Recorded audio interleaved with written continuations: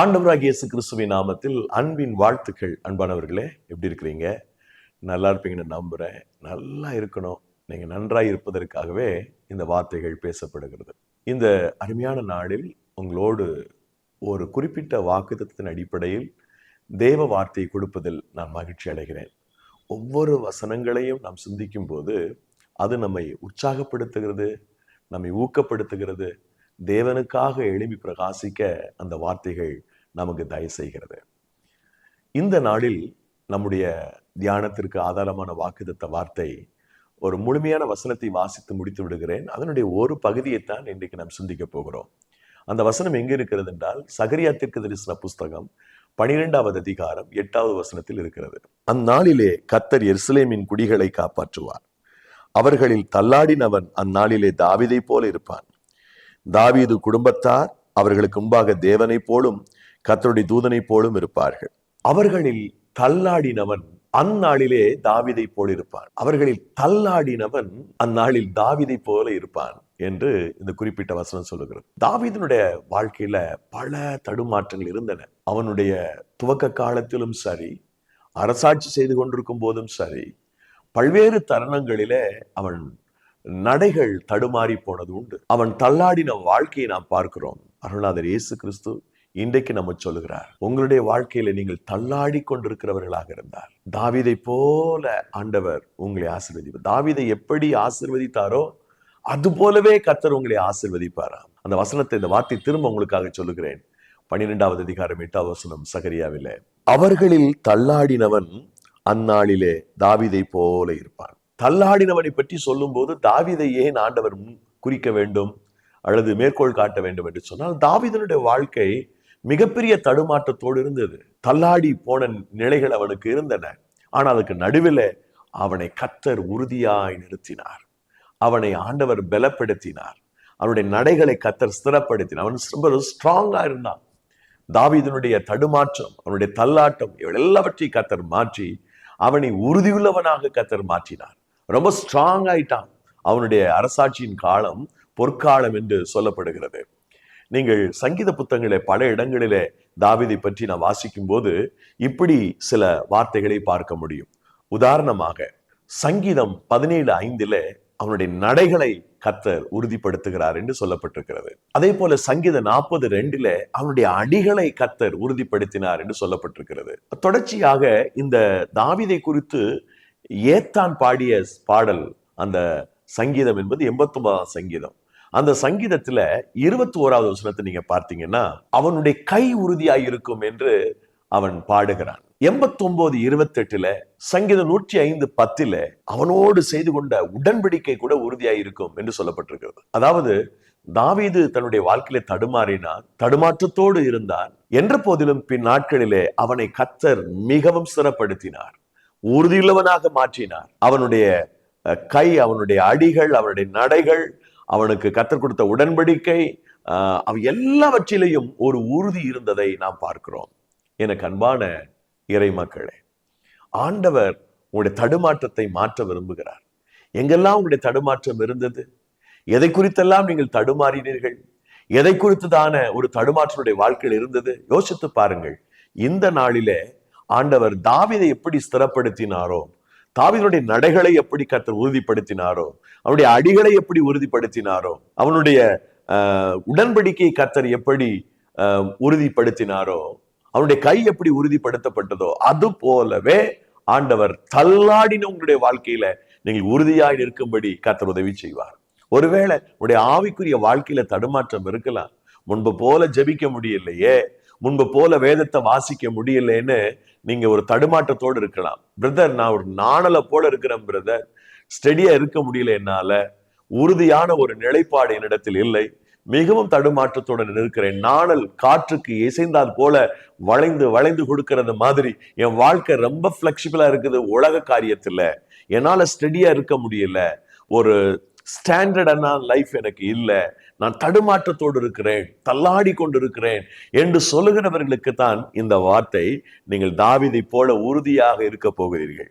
தாவீதை போல கர்த்தர் உங்களை எழும்பி பிரகாசிப்பிக்க பண்ண போகிறார். ஆண்டவருடைய கரம் நிச்சயமாக உங்களுக்கு அப்படி ஒரு அற்புதத்தை செய்யும். அன்பிற்குரியவர்களே, அவர்களில் தள்ளாடினவன் தாவீதை போல இருப்பான் என்றால், தாவீதினுடைய அந்த தள்ளாட்டத்தை கொஞ்சம் கவனிச்சோன்னு சொன்னா தாவீது என்ன செய்தான் என்பது புரியும். சும்மா கர்த்தர் உங்களுடைய தள்ளாட்டத்தை மாற்ற மாட்டார். உங்களை நிலைப்படுத்துவதற்கு நீங்கள் ஏதாவது ஒன்று செய்ய வேண்டும். உங்களுடைய வாழ்க்கையில ஏதாவது மாற்ற வேண்டும். அன்பிற்குரியவர்களே, உங்களுடைய ஜீவிதத்திலே ஆண்டவர் மிகப்பெரிய மாற்றத்தை கொடுக்கணும்னு சொன்னா, உங்களுடைய தடுமாற்றத்தை தள்ளாட்டத்தை கர்த்தர் மாற்ற வேண்டும் என்று சொன்னால், நீங்கள் செய்ய வேண்டிய மிக முக்கியமான காரியங்களை நான் தாவீதினுடைய லைஃபை சிந்திக்கும் போது பார்க்கலாம். எங்கெல்லாம் தன்னுடைய தடுமாற்றத்தை குறித்து, தன்னுடைய தள்ளாடுகிற ஒரு சூழ்நிலை குறித்து தாவீது பாடுகிறானோ, அங்கே இந்த தள்ளாடுகிற நிலைமைக்கு மாறாக அல்லது அதை மேற்கொள்வதற்கு நாம் என்ன செய்ய வேண்டும் என்ற செய்திகள் அங்கு புதைந்திருக்கின்றன. ஆகவே ஒன்றன் பின் ஒன்றாக ஒரு 5 காரியங்களை நான் உங்களோடு கூட பகிர்ந்து கொள்ள விரும்புகிறேன். முதலாவது, சங்கீதம் 26:1 தான் நம்பிக்கையோடு இருப்பதனால் எனக்கு தடுமாற்றம் இருப்பதில்லை, இருக்காது என்று தாவீது நினைக்கின்றான். ஆம் அன்பானவர்களே, உங்களுடைய வாழ்க்கையில் இருக்கிற தடுமாற்றங்கள் மாற வேண்டுமானால், தள்ளாட்டங்கள் மாற வேண்டுமானால், நீங்கள் செய்ய வேண்டிய முதலாவது காரியம், நித்திய கண்மலையாம் இயேசு கிறிஸ்துவின் மேல் உங்களுடைய முழு நம்பிக்கை வையுங்கள். ஆண்டவர் மேல் முழு நம்பிக்கை வைத்து, கர்த்தர் தான் என்னுடைய தஞ்சம், அவர்தான் என்னுடைய எல்லாமாக எனக்கு இருக்கிறார் என்ற நம்பிக்கையோடு நீங்கள் இருப்பீர்கள் என்று சொன்னால், நீங்கள் வைத்திருக்கிற நம்பிக்கை நிமித்தம் நீங்கள் தடுமாறுவதில்லை. கர்த்தரை நம்புகிறவன் சியோன் பர்வதத்தை போல அசைக்கப்படாமல் உறுதியாயிருப்பான்னு சொல்லி 125 சங்கீதத்துல வாசிக்கிறோம். அவரை நம்புறவங்க ரொம்ப ஸ்ட்ராங்கா இருப்பாங்க. அந்த வசனத்தை உங்களுக்காக நான் வாசிக்கிறேன் பாருங்கள். அதுக்கு முன்பதாக 26வது சங்கீதம் முதல் வசனத்தை வாசித்த பிறகு மறுபடியும் அந்த 125:1 நான் வாசிக்கிறேன் தொடர்ச்சியாக. சங்கீதம் 26:1, கர்த்தாவே என் நியாய விசாரியும், நான் என் உத்தமத்திலே நடக்கிறேன், நான் கர்த்தரை நம்பி இருக்கிறேன், ஆகையால் நான் தள்ளாடுவதில்லை. நான் கர்த்தரை நம்பி இருக்கிறேன், ஆகையால் நான் தள்ளாடுவதில்லை. நான் உறுதியா இருப்பேன். எந்த சூழ்நிலையும் என்னை கீழே தாழ்த்திட வீழ்த்திட முடியாது என்று இந்த சங்கீதக்காரன் சொல்லுகிறான். முன்பு நான் சொன்னது போல 125 சங்கீதத்துல, கர்த்தரை நம்புகிறவர்கள் என்றென்றைக்கும் அசையாமல் நிலைத்திருக்கும் சியோன் பர்வதத்தை போல் இருப்பார்கள். ஆண்டவரை நம்புறவங்க என்றென்றைக்கு நிலைத்திருக்கும் சியோன் பர்வதத்தை போல உறுதியா இருப்பாங்க, அசைக்கப்பட மாட்டாங்க. அன்சேக்கபிள் லைஃப்னு சொல்லலாம். அசைக்கப்பட முடியாத ஒரு வாழ்க்கை. யாருக்கு? ஆண்டவரை நம்புகிறவர்களுக்கு. உங்க கால்கள் தள்ளாடுகிறதா? உங்க வாழ்க்கை தள்ளாடுகிறதா? தடுமாற்றத்துக்கு மேல் தடுமாற்றமா? நீங்க தாவீதை போல இருப்பீர்கள் என்று கர்த்தர் சொல்றார். நீங்க தாவீதை போல ஸ்திரமாய் உறுதியாக இருக்க வேண்டும் என்று சொன்னால், நீங்கள் முதலாவது ஜீவ தேவன் மேல் உங்களுடைய ஆழமான நம்பிக்கையை வையுங்கள். தேவன் மேல் ஆழமான நம்பிக்கை நீங்கள் வைக்கும் பட்சத்தில் மிகப்பெரிய மாற்றத்தை உங்களுடைய கண்கள் காணும். மிகப்பெரிய அற்புதத்தை உங்களுடைய கண்கள் காணும். கர்த்தர் உங்களுடைய எல்லா தடுமாற்றத்தையும் தள்ளாட்டத்தையும் மாற்றுவார், உங்களை ஆசீர்வதிப்பார்.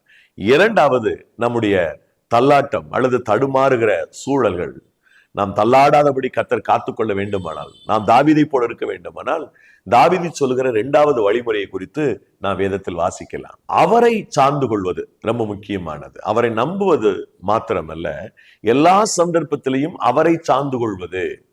நீங்கள் 55வது சங்கீதம் 22வது வசனத்துல நீங்கள் வாசிக்கின்ற போது, கர்த்தர் மேல் பாரத்தை வைத்துவிடு, அவர் உன்னை ஆதரிப்பார், நீதிமானை ஒருபோதும் தள்ளாட ஓட்டார் என்று வசனம் சொல்லுகிறது.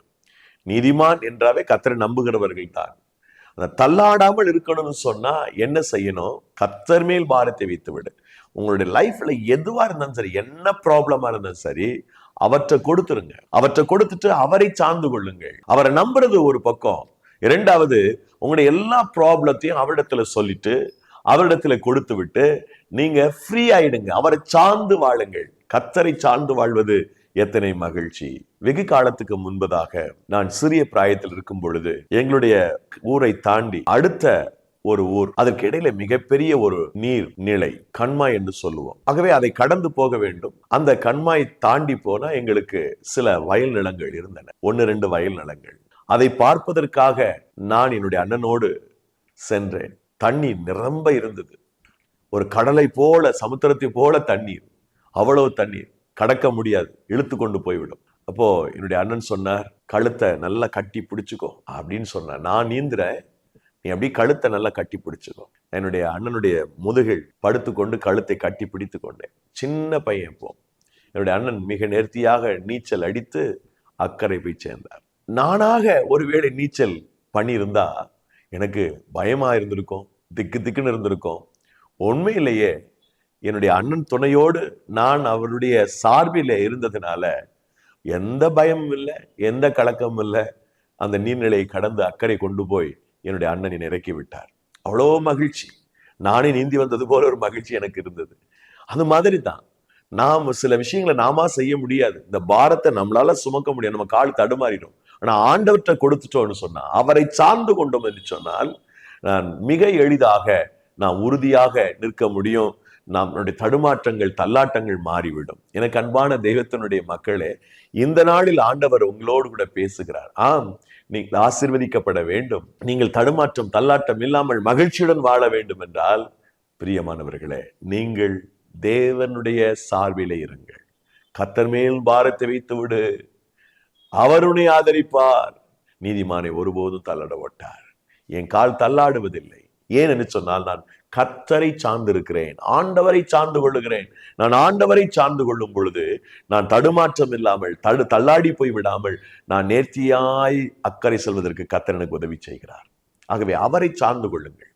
தேவனாய் கர்த்தரை சார்ந்து கொண்டு அவரை பிடித்து, என்ன பிரச்சனை வந்தாலும் சரி, என்ன பாரம், என்ன துக்கம், என்ன கவலை வந்தாலும் சரி, ஆண்டவர்கிட்ட கொடுத்துடணும் முதல்ல. அதுதான் பிலிப்பியர் நிருபத்துல பவுல் அடிகள் சொல்கிறார், நீங்கள் ஒன்றுக்கும் கவலைப்படாமல் எல்லாவற்றையும் குறித்து உங்கள் ஸ்தோத்திரத்தோடு ஜெபத்தினாடு வேண்டுதலால் தேவனுக்கு தெரியப்படுத்துங்கள். அப்பொழுது எல்லா புத்திக்கும் மேலான தேவ சமாதானம் உங்கள் இருதயங்களையும் சிந்தைகளை கிறிஸ்துவுக்குள்ளாய் காத்துக்கொள்ளும் என்று அவர் சொல்லுகிறார். அன்பிற்குரியவர்களே, நம்முடைய மனசுல பாரமே இல்லாம நான் தடுமாற்றம்லாம் இருக்கணும்னா, என் கவலை, என் துக்கம், என் பாரம் எல்லாத்தையும் ஆண்டவரிடத்துல கொடுத்துட்டு ஃப்ரீ ஆயிடணும். நீங்க ஏன் மண்டையில போட்டுக்கிறீங்க? அது ஆண்டவர்கிட்ட சொல்லுங்க, அவரை சார்ந்து கொள்ளுங்கள், அவர் பார்த்துப்பார் எல்லாத்தையும். வேடிக்கையான கதை ஒன்று. ஒரு கிராமவாசி தலைக்கு மேல மிகப்பெரிய ஒரு புல்லு கட்டை வச்சுட்டு நடக்க முடியாம தன்னுடைய மாடுகளுக்கு ஆகாரத்தை கொடுக்கும்படி புல்லை சவதரித்து அதை பெரிய கட்டா கட்டி அவன் நடந்து வருகிறான். சுமக்க முடியாத அளவுக்கு புல்லு. அப்பொழுது ஒரு மாட்டு வண்டி வேகமாய் வருகிறது. அந்த வண்டியை நிறுத்தி, ஐயா, நீங்க அந்த ஊருக்கு தானே போறீங்க, என் புல்லுக்கட்டை கொஞ்சம் மேல வண்டியில வச்சுக்கலாமா? நான் அந்த புல்லுக்கட்டை வண்டியில ஏத்திக்கிட்டீங்கன்னா கொஞ்சம் லகுவா நான் போய் சேர்ந்துடலாம் என்று சொன்னார். சரியா, ஏறிக்கோ. புல்லுக்கட்டை மேல தூக்கி போட்டு இவர் வண்டியில ஏறிட்டார். வண்டி போயிட்டே இருந்தது. திடீரென்று ஏதோ ஒரு காரணத்துக்காக அந்த வண்டி ஓட்டுறது திரும்பி பார்த்தார். அந்த விவசாயி வண்டியில ஏறின பிறகு புல்லுக்கட்டை தலைமையிலே வச்சிருக்கிறான். அப்போ அந்த வண்டிக்காரர் சொன்ன, யோ, இறக்கி வைய அதை கீழே, தான் வண்டியில உட்காந்துட்டு அதையும் தலையில வச்சிருக்கிறேன்னு கேட்டார். அப்போ அந்த மனுஷன் சொன்னானா, ஐயா, நீங்க பாவம் புண்ணியத்துக்கு என்னைய வண்டியில ஏத்துனீங்க, இதுல வேற புல்லுக்கட்டை இறக்கி வச்சீங்கன்னா கூடுதலா உங்களுக்கு பலுவா இருக்குமே, அதனாலதான் நான் தலையிலே வச்சிருக்கிறேன்னு சொன்னான். இது எவ்வளவு அறிவீனமான ஒரு உணர்வு இல்ல? புல்லுக்கட்டு அவன் தலையில இருந்தாலும் ஒரு வெயிட்டு தான், அது இறக்கி வச்சாலும் ஒரு வெயிட்டு தான். ஆனா அந்த அறியாமை, அந்த மனிதன் தலையிலே இந்த புல்லுக்கட்டை வைத்து கொண்டு போனார். நிறைய பேர் அப்படித்தான். ஆண்டவர் சொல்றார், பாரத்தை கொடுத்துருப்பாயின்ட்டேன்னு. நம்ம ஆண்டவர்கிட்ட வர்றோம், ஆனா மறுபடியும் அந்த பாரத்தை தூக்கி தலையில வச்சுக்கிறோம். நம்ம மறுபடியும் அந்த பாரம் நம்முடைய மனசை அழுத்துது. வேண்டாம், இறக்கி வச்சிருங்க, அவரை சார்ந்து கொள்ளுங்கள். அப்பொழுது நீங்கள் தடுமாறுவதில்லை, தள்ளாடுவதில்லை. மூன்றாவதாக நாம் செய்ய வேண்டிய காரியம் என்ன தெரியுமா? அவரை நோக்கி ஜெபம் பண்ணுவது, அவரை நோக்கி மன்றாடுவது. நீங்க உங்களுடைய வாழ்க்கையில பிரச்சனைகள் வரும் பொழுது அவரை நோக்கி பாருங்கள். எனக்கு ஒத்தாசை வரும் பர்வதத்தை நோக்கி என் கண்களை ஏறெடுக்கிறேன், வானத்தையும் பூமி உண்டாக்கிய தேவனிடத்திலிருந்து எனக்கு ஒத்தாசை வரும் என்று துவங்குகிற அந்த பாடல்ல 3வது வசனம், அதாவது சங்கீதம் 121:3 பாத்தீங்கன்னா, உன் காலை தள்ளாட ஒட்டார், உன்னை காக்கிறவர் ஒரு அங்கார். இப்போ நம்முடைய கால் தள்ளாடாம இருக்கணும்னா நம்ம என்ன செய்யணும்? ஒத்தாசை வரும் பர்வதத்தை நோக்கி பார்க்கணும். அவரிடத்துலதான் நமக்கு ஒத்தாசை இருக்கிறது. இதைத்தான் பிந்தி அதிகாரத்தில், அதாவது 124 சங்கீதத்துல 8வது வசனத்துல சங்கீதக்காரன் பாடுகிறான், நம்முடைய சகாயம் வானத்தையும் பூமி உண்டாக்கிய கர்த்தரிடத்தில் இருக்கிறது என்று சொல்லுகிறான். ஆகவே எனக்கு ஒத்தாசை வரும் பர்வதத்தை நோக்கி என் கண்களை ஏறெடுக்கிறேன், நான் ஏறெடுத்து வேண்டுதல் செய்கிறேன், அப்பொழுது எனக்கான சகாயம் வரும். என் கால் தள்ளாடுவதில்லை, என் காலை தள்ளாடுவதற்கு கர்த்தர் அனுமதிப்பதில்லை. எப்போ உங்களுக்கு ப்ராப்ளம் வருது, எப்போ உங்களுக்கு கஷ்டம் வருது, எப்பொழுது உங்களுக்கு துன்பம் வருதுன்னு சொன்னாலும் இம்மீடியட்டா நீங்க செய்ய வேண்டிய காரியம் என்ன தெரியுமா? முழங்கால் படியிட்டு ஆண்டவரை நோக்கி பார்த்து, அவருடைய முகத்தை நோக்கி பார்த்து நீங்கள் ஜெபிக்க வேண்டும். அப்பொழுது ஆண்டவர் அந்த தடுமாற்றத்திலிருந்து, தள்ளாட்டத்திலிருந்து நம்மை விடுதலையாக்கி காப்பாற்றுவார், நம்மை ஆசீர்வதிப்பார். நீங்கள் ஆசீர்வாதமாய் இருப்பீர்கள். எனக்கு அன்பானவர்களே, தெய்வத்தினுடைய இந்த ஆசீர்வாதத்தை, சம்பூர்ணமான நன்மையை நிச்சயமாக ஆண்டவர் உங்களுக்கு அருள் செய்வார், உங்களை அவர் ஆசீர்வதிப்பார். கலங்காதிருங்கள். நிச்சயமாக தெய்வத்தினுடைய ஆசீர்வாதத்தை நீங்கள் அனுபவிப்பீர்கள். தேவன் தம்மை நோக்கி பார்க்கிறவர்களை வெட்கமடைய பண்ணுகிறவர், அவர்களை பிரகாசிப்பிக்க பண்ணுகிறவர். மற்றொரு வசனம் இப்படி சொல்லுங்க பாருங்க. அவன் ஜெபிக்கிறான். தாவீது எப்போதெல்லாம் வெட்கமடையக்கூடிய அல்லது தள்ளாடக்கூடிய நிலை வருகிறதோ அப்போதெல்லாம் கர்த்தரை நோக்கி ஜெபிக்கக்கூடியவனாக தாவீது இருக்கிறதை நாம் பார்க்கிறோம். சங்கீதம் 13:4 நான் உங்களுக்காக வாசிக்கிறேன். அவனை மேற்கொண்டேன் என்று என் பையன் சொல்லாதபடிக்கும், நான் தள்ளாடுகிறதினால் என் சத்துருக்கள் கலிகூறாதபடிக்கும் இப்படி செய்தருளும். தள்ளாட்டத்துக்கு நடுவிலே இந்த தேவ மனிதன் சங்கீதக்காரன் தாவீது தேவனை நோக்கி ஜெபம் பண்ணுகிறான், தேவனை நோக்கி வேண்டுதல் செய்கிறான். ஆகவே முதலாவது நீங்கள் கர்த்தரை நம்புங்கள், இரண்டாவது அவரை சார்ந்து கொள்ளுங்கள், மூணாவது அவரை நோக்கி ஜெபம் பண்ணுங்கள். அப்போது நீங்கள் தள்ளாடுவதில்லை, தடுமாற்றமுடைய வாழ்க்கையில் இருப்பதில்லை. நான்காவதாக கர்த்தரை நல்லா துதிங்க. தடுமாற்றம் வரும்போது, தள்ளாடுகிற நிலையில நாம் கர்த்தரை துதிக்கும் போது ஒரு புது பலம் நமக்கு கிடைக்கும். ஆண்டவரை துதிக்க துதிக்க பாடல் பாடி அவருடைய நாமத்தை சொல்லி கீர்த்தனம் பண்ணும் பொழுது ஒரு நியூ ஸ்ட்ரென்த் நமக்கு வருது. நியூ ஸ்ட்ரென்த் நமக்கு கர்த்தர் கொடுத்து நம்மை ஆசீர்வதிக்கிறார். எனக்கு அன்பான கர்த்தருடைய பிள்ளைகளை, இந்த நாளில ஆண்டவர் உங்களுக்கு ஒரு புது பலனை தந்து உங்களை ஆசீர்வதிக்க விரும்புகிறார். ஹல்லேலூயா. நீங்கள் இனி தடுமாறுவதில்லை. நீங்க இப்போ கர்த்தரை துதிக்க ஆரம்பிங்க, கர்த்தரை ஸ்தோத்திரிக்க ஆரம்பிங்க. பவுலும் சீலாவும் தொழுமரத்துல கை காலு அகப்பட்டிருந்தது, மாட்டியிருந்தாங்க. ஆனா அவங்க பாருங்க, கர்த்தரை துதிக்க ஆரம்பிச்சாங்க. அவங்க தடுமாறல, தள்ளாடல. அவங்க மூலம் ஒரு பெரிய ரட்சிப்பே கர்த்தர் கொடுத்தார். ஆகவே நம்முடைய வாழ்க்கையில தேவனை அதிகமாய் துதிக்கும் போது, அவரை அதிகமாய் ஸ்தோத்திரிக்கும் போது எல்லா தடுமாற்றத்திலிருந்தும் கர்த்தர் நம்மை விடுவிக்கிறார்.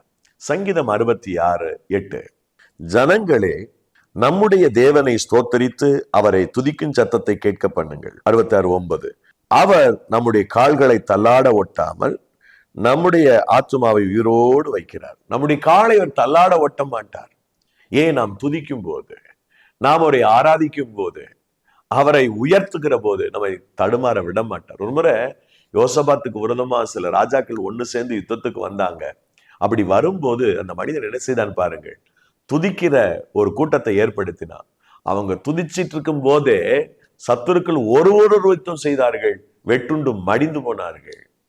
அவங்க பயந்தது மாதிரி, அதாவது 2 நாளாகவும் 23 அந்த சூழ்நிலைக்கு நடுவில் பயந்தான் யோசபாத். இப்போ பயம் இல்லை, அவன் கால் தடுமாறல, தள்ளாடல.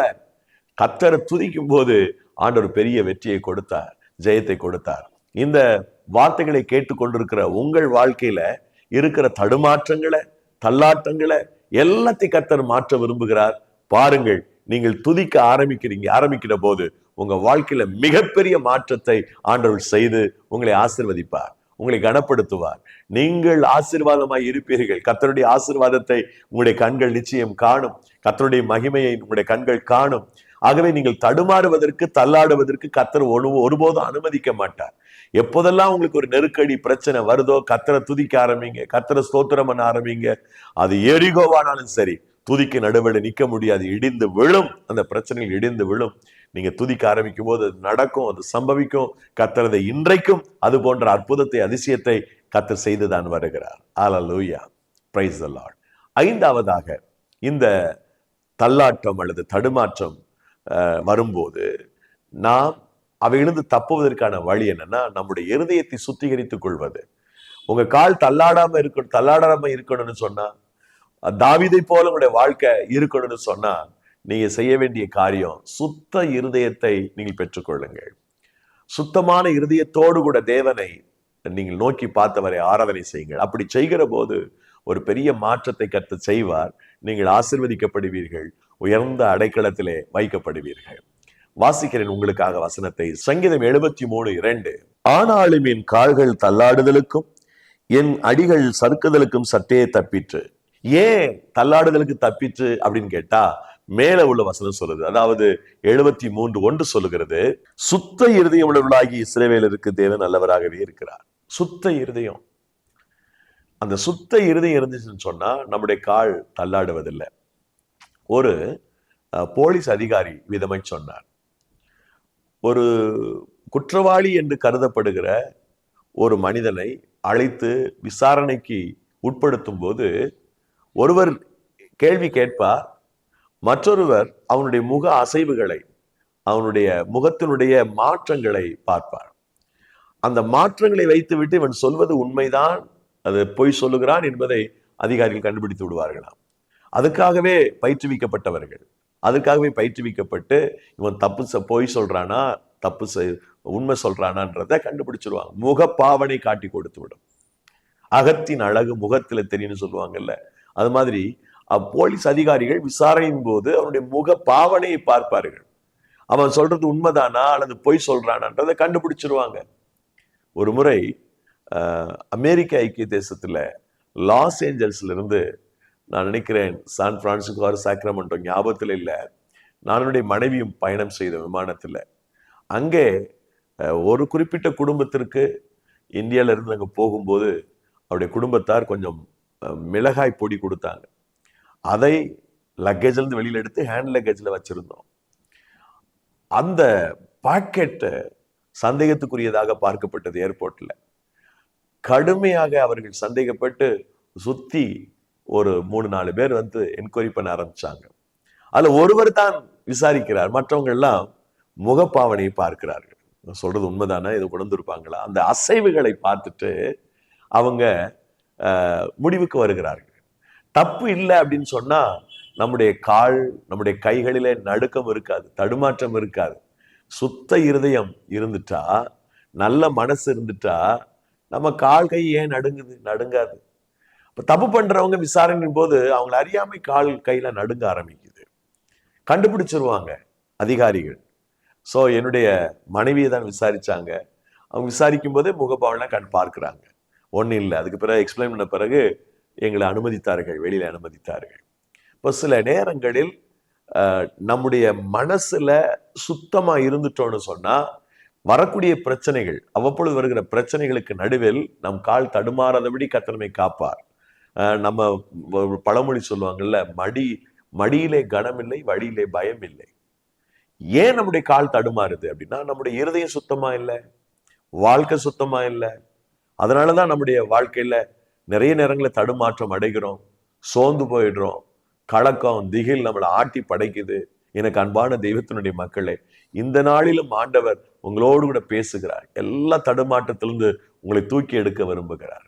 நான் உன்னை ஆசீர்வதிப்பேன், நான் உன்னை கனப்படுத்துவேன், எல்லா இக்கட்டு நெருக்கடிகளுக்கு நான் உன்னை தூக்கி நிறுத்துவேன் என்று கர்த்தர் சொல்றார். ஆண்டவருடைய அளவிட முடியாத தெய்வீக ஆசீர்வாதத்தை நீங்க பாப்பீங்க. சுத்த இருதயத்தோடு இருக்கிறவங்களுக்கு ஒரு உறுதித்தன்மையை, உறுதியான மனநிலையை கர்த்தர் கொடுத்து ஆசீர்வதிக்கிறார். நீங்க எதை குறித்தும் எந்த அச்சுறுத்தலுக்கும் பயப்பட மாட்டீங்க. எவ்வளவு பெரிய நிலையில போராட்டங்கள் வந்தாலும் தைரியமா நெஞ்ச நிமித்தி நிப்பீங்க. ஏன்னா நீங்க தப்பு பண்ணல. நாம தப்பு பண்ணாதானே பயப்படணும், நாம தப்பு பண்ணாதானே நம்முடைய கால் நடுங்கணும், கை நடுங்கணும். நாம எதுக்கும் பயப்பட வேண்டிய அவசியம் இல்லை. தைரியம். அதனாலதான் நீதிமான்கள் சிங்கத்தை போல தைரியமாயிருக்கிறார்கள், துன்மார்க்கர் ஒருவரும் தொடராதிருந்தும் துன்மார்க்கர் ஓடி போகிறார்கள், நீதிமான்களும் சிங்கத்தை போல தைரியமா இருக்கிறான்னு சொல்லப்பட்டிருக்கிறது. அதனால கர்த்தர் சொல்றாரு, உன் கால் தள்ளாடுவதில்லை. அவர்களில் தள்ளாடுகிறவன் தாவீதை போல இருப்பான். அதுதான் வாக்குத்தத்தம். அவர்களில் தள்ளாடுகிறவன் தாவீதை போல இருப்பான். தாவீதை போல நீங்க நிமிர்ந்து நிற்பீங்க. அதனாலதான் தாவீதுடைய லைஃப்ல இருந்த தள்ளாட்டமான காரியங்களை நான் ஒரு 5 விஷயங்களை எடுத்து உங்களோடு பகிர்ந்து கொண்டேன். இப்போ இந்த தள்ளாடாமல் இருப்பதற்கு முதலாவது கர்த்தரை நம்புவது மிக முக்கியமான விடயம். 2வது அவரை சார்ந்து கொள்வது ரொம்ப ரொம்ப முக்கியமான விஷயம். 3வது அவரை நோக்கி ஜெபிப்பது அதிமுக்கியமான விஷயம்.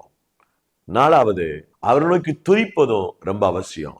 5வது சுத்த இருதயத்தோடு இருப்பது. இப்படி இருந்தோம்னா நாம தள்ளாடிக்கிட்டு இருந்தாலும் தாவீது மாதிரி அவன் எப்படி நிமிர்ந்து நின்னானோ, அது மாதிரி எப்படி விருத்தி அடைந்தவனா இருந்தானோ, எப்படி பலத்தவனா இருந்தானோ, அது மாதிரி கர்த்தர் நம்மை ஸ்ட்ராங் ஆக்குவாரு, நம்மை கர்த்தர் ஆசீர்வதிப்பார். இந்த நாளிலே தள்ளாட்டத்தோடு, போராட்டத்தோடு, கஷ்டத்தோடு, கவலையோடு இருக்கிற உங்களுக்கு ஆண்டவருடைய நாமத்துல சொல்லுகிறேன், எல்லா தடுமாற்றம், தள்ளாற்றம் இன்றைக்கே மாறும். கர்த்தருடைய வல்லமை விளங்கும். நீங்கள் ஆசீர்வதிக்கப்படுவீர்கள். நேசிக்கிற நல்ல பிதாவே, இந்த இனிய தருணத்திற்காக நன்றி. உடைய ஒரு பொற்பாதத்தில் உங்களுடைய அன்பு பிள்ளைகளை ஒப்புக் கொடுத்து ஜெபிக்கிறேன். எத்தனையோ பேர் தன்னுடைய வாழ்க்கையில மிகப்பெரிய தடுமாற்றத்தோடு தள்ளாட்டத்தோடு இருக்கிறார்கள். அருள் கூர்ந்து அவருடைய தடுமாற்றத்தை தள்ளாட்டத்தை நீர் மாற்றி நீர் அவர்களை ஆசீர்வதிக்க வேண்டும் என்று ஜெபிக்கிறேன். கர்த்தருடைய அனுக்கிரகம், ஆசீர்வாதம், கிருபை, நன்மை உம்முடைய பிள்ளைகளை மூடி மறைக்கட்டும். ஆண்டவரே, உமக்காக என்னுடைய பிள்ளைகள் எழும்பி பிரகாசிக்க நீ தயப்பாராட்டும் என்றும் ஜெபிக்கிறேன். கர்த்தருடைய மகிமை விளங்கட்டும் அப்பா. இந்த நாளிலே மிகுந்த பாரத்தோடு துக்கத்தோடு இருக்கிறவர்களுடைய துக்கத்தை, பாரத்தை, கவலைகளை நீர் விசாரித்து உடைய பிள்ளைகளுக்கு ஒரு அதிசயம் செய்யும். உடைய பிள்ளைகள் ஒரு நாளும் உடைய பிள்ளைகளுடைய கால்கள் தள்ளாட வேண்டாம், தடுமாற்ற வேண்டாம். இவர்கள் உறுதியாய் கண்மலையின் மேல் உயர்ந்து நிற்பார்களாக. இயேசுவின் நாமத்தில் ஜெபிக்கிற நல்ல பிதாவே.